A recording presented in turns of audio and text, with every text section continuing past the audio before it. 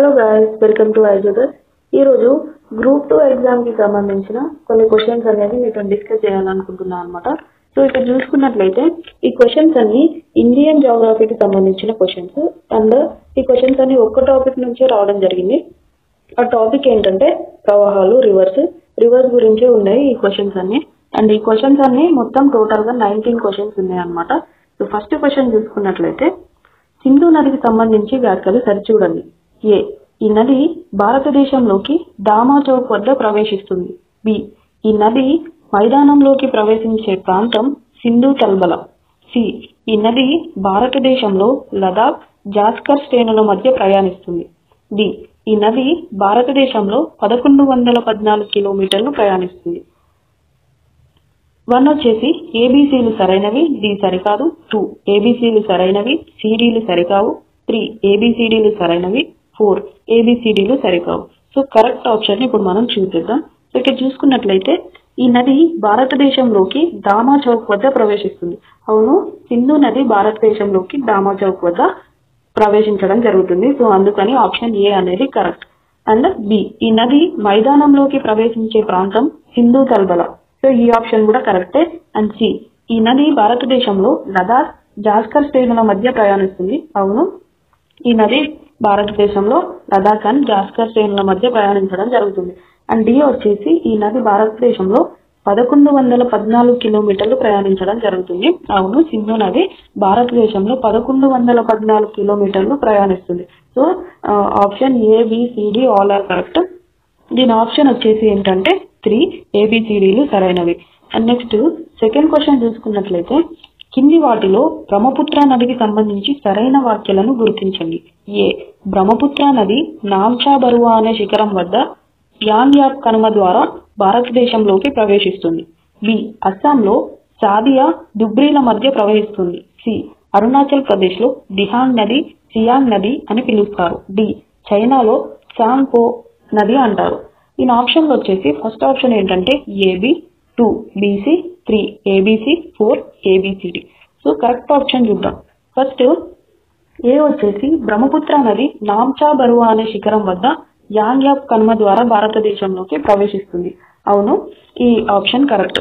And B, అస్సాంలో సాదియా, దుబ్రీల మధ్య ప్రవహిస్తుంది. ఈ ఆప్షన్ కూడా కరెక్టే.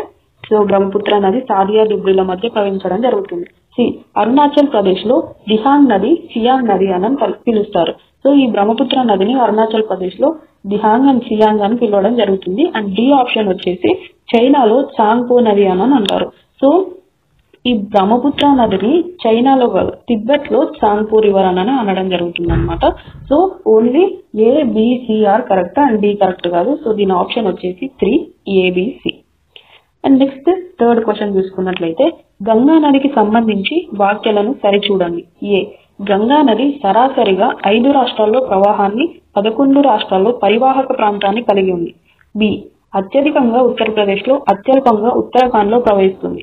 సి, 2008 నవంబరు 14న జాతీయ నదిగా ప్రకటించారు.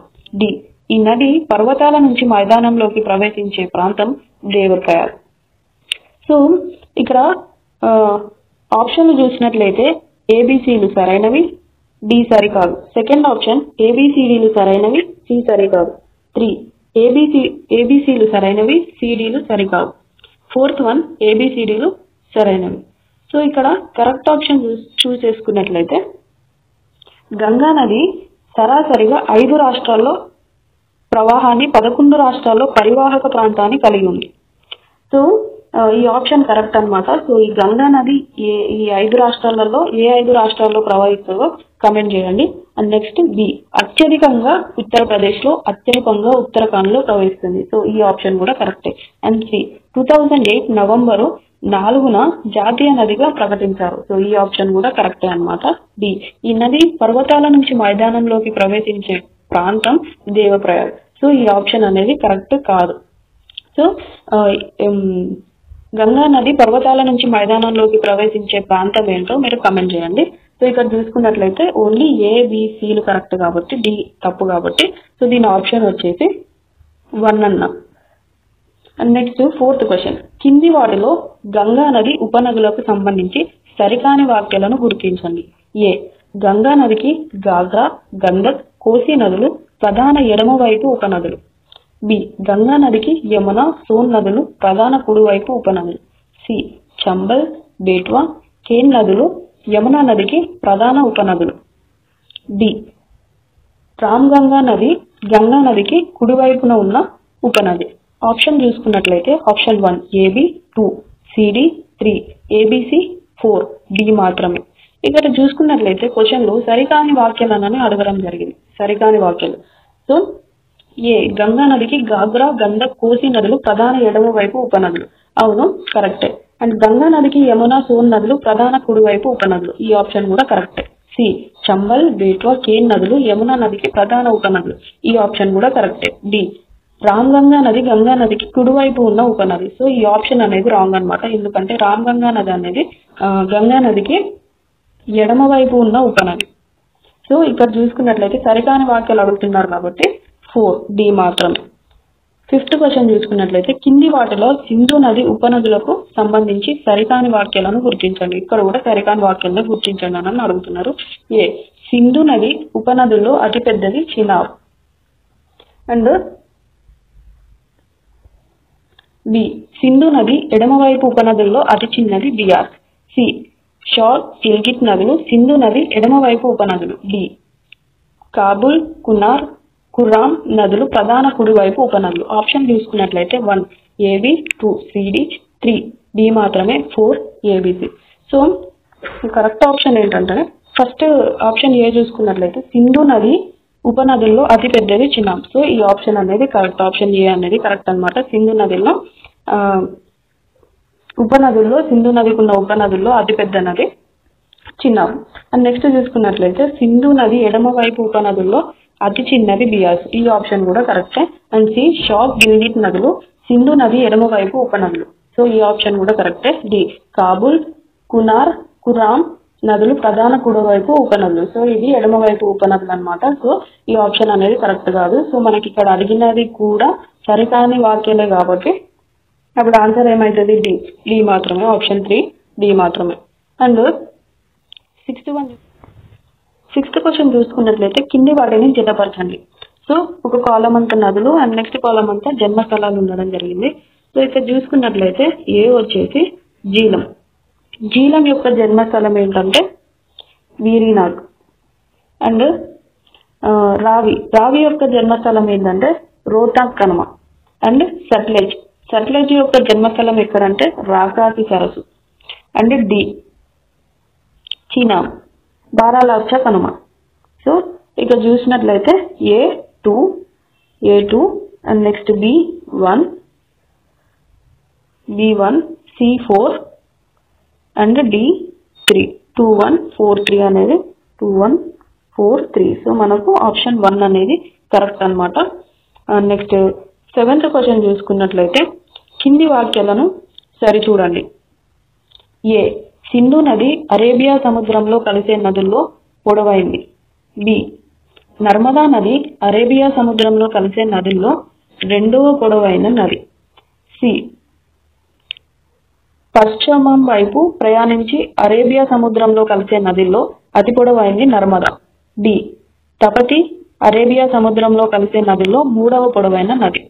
సో ఇక్కడ ఆప్షన్లు చూసుకున్నట్లయితే ఏబిసిడిలు సరైనవి, 2 ఏబీలు సరైనవి, సిడీలు సరికావు, 3 ఏబిసిలు సరైనవి, డి సరికాదు, 4 ఏబిసిడిలు సరికావు.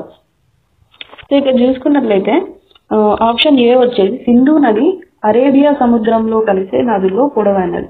సో ఈ ఆప్షన్ అనేది కరెక్ట్ అనమాట. సింధు నది అరేబియా సముద్రంలో కలిసే నదులలో అన్నిటికన్నా పొడవైన నది అనమాట. నర్మదా నది అరేబియా సముద్రంలో కలిసే రెండవ పొడవైన నది. సో ఈ ఆప్షన్ కూడా కరెక్ట్. అండ్ పశ్చిమం వైపు ప్రయాణించే అరేబియా సముద్రంలో కలిసే నదిలో అతి పొడవైంది నర్మదా. సో ఈ ఆప్షన్ కూడా కరెక్టే. అండ్ తపతి అరేబియా సముద్రంలో కలిసే నదిలో మూడవ పొడవైన నది. సో ఈ ఆప్షన్ కూడా కరెక్టే అనమాట. సో 7th వన్ వచ్చేసి ఏబిసిడిలు కరెక్ట్. అండ్ నెక్స్ట్ ఇక్కడ చూసుకున్నట్లయితే క్రింది వాటిని జతపరచండి. ఒకవైపు ఏమో నదులు ఉన్నాయి అండ్ ఆల్సో నెక్స్ట్ వైపు ఏమో జన్మస్థలాలు ఉండడం జరిగింది. సో ఇక్కడ చూసుకున్నట్లయితే మనకు కావేరి యొక్క జన్మస్థలం అడుగుతున్నారు. కావేరి యొక్క జన్మస్థలం ఏంటంటే బ్రహ్మగిరి కొండలు. అండ్ నర్మదా యొక్క జన్మస్థలం ఏంటంటే అమర్కంటక్. అండ్ పెన్నా యొక్క జన్మస్థలం వచ్చేసి నందిదుర్గ కొండలు. అండ్ స్వర్ణముఖి నది యొక్క జన్మస్థలం వచ్చేసి చంద్రగిరి కొండలు. సో ఇక్కడ చూసుకున్నట్లయితే A2, B1, C4, D3. So ఈ ఆప్షన్ వచ్చేసి 2 అన్నమాట. అండ్ నెక్స్ట్ వచ్చేసి 9th క్వశ్చన్ కూడా సేమ్. కింది వాటిని జతపరచండి. ఒక వంట నదులు ఉంది. అండ్ నెక్స్ట్ వచ్చేసి నదీ తీర పట్టణం. సో ఇంతవరకు జన్మస్థలం అడిగారు కదా, ఇక్కడ తీరాన ఉన్న పట్టణాన్ని అడగడం జరుగుతుంది. సో ఇక్కడ ఇలాంటి క్వశ్చన్లు యూపీఎస్సీలో కూడా చాలా వచ్చినాయి అన్నమాట. సో ఈ 9th వన్ చూసుకున్నట్లయితే ఫస్ట్ వన్ కావేరి. ఈ కావేరి యొక్క నది తీరాన పట్టణం ఏంటంటే తిరుచిరాపల్లి. కావేరి నది తీరానున్న పట్టణం పేరు తిరుచిరాపల్లి. అండ్ నెక్స్ట్ చూసుకున్నట్లయితే నర్మదా నది యొక్క నదీ తీరానున్న పట్టణం ఏంటంటే జబల్పూర్. అండ్ తపతి యొక్క నదీ తీరాన ఉన్న పట్టణం పేరు కాక్రాపారా. అండ్ యమునా నది తీరాన ఉన్న పట్టణం పేరు ఏంటంటే ఆగ్రా. సో ఏ వచ్చేసి 3, B 4, C2, D1. సో ఈ ఆప్షన్ ఏంటంటే 1 అన్నమాట. 10th వన్ వచ్చేసి గోదావరి నదికి చెందిన వాక్యాలను సరిచూడండి. గోదావరి నదికి ప్రధాన ఎడమ వైపు ఉపనదులు వార్ధా, ప్రాణహిత, ఇంద్రావతి, శబరి.